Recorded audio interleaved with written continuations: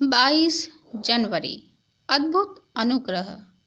परमेश्वर के अनुग्रह में हमें उद्धार देने से ज्यादा कुछ चीजें शामिल है।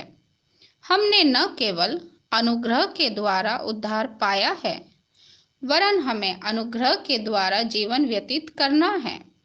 हम अनुग्रह में खड़े होते हैं। यह मसीही जीवन का आधार है। अनुग्रह हमको वह ताकत प्रदान करता है जिसकी हमको एक विजयी योद्धा बनने के लिए आवश्यकता पड़ती है। अनुग्रह हमें बिना कोई शिकायत करे कष्ट सहने में मदद करता है, वरन वह उन कष्टों को परमेश्वर की महिमा करने में इस्तेमाल करने में मदद करता है।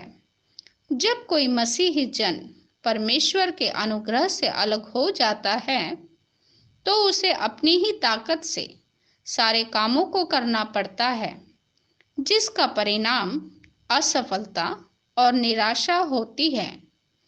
अनुग्रह से गिर जाने से पौलुस का अभिप्राय यही था। गलातियों 5 अध्याय 4 पद।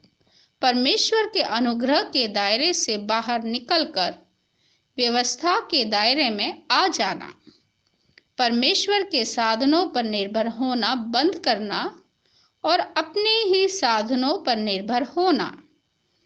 इसमें कोई अचंभे की बात नहीं है कि जब पौलुस ने गलातियों को पत्र लिखा तो वह चिंतित था। मसीह में उसके मित्र अनुग्रह करने वाले परमेश्वर का त्याग कर रहे थे, परमेश्वर के अनुग्रह को भ्रष्ट कर रहे थे और पुनः शरीर और अपने साधनों के अनुसार जीवन व्यतीत करने का प्रयास कर रहे थे। उन्होंने अपना मसीही जीवन आत्मा में प्रारंभ किया था, लेकिन अब वे अपने शरीर की सामर्थ्य के अनुसार जीवन व्यतीत करने की कोशिश कर रहे थे। पौलुस लिखता है, परंतु मैं जो कुछ भी हूँ परमेश्वर के अनुग्रह से हूँ। उसका अनुग्रह जो मुझ पर हुआ वह व्यर्थ नहीं हुआ, परंतु मैंने उन सब से बढ़कर परिश्रम भी किया, तो भी यह मेरी ओर से नहीं हुआ, परंतु परमेश्वर के अनुग्रह से जो मुझ पर था। 1 कुरिन्थियों 15 अध्याय 10 पद NASB। अन्य वचन रोमियो 5 अध्याय 1 से 2 पद, 2 कुरिन्थियों 12 अध्याय 1 से 10 पद, गलातियों 3 अध्याय 3 पद। व्यवहारिक कार्य।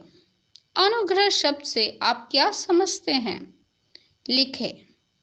परमेश्वर के अनुग्रह का बखान करने वाले एक गीत को खोजें और उसे गाएं। परमेश्वर के अद्भुत अनुग्रह के लिए परमेश्वर का धन्यवाद दें।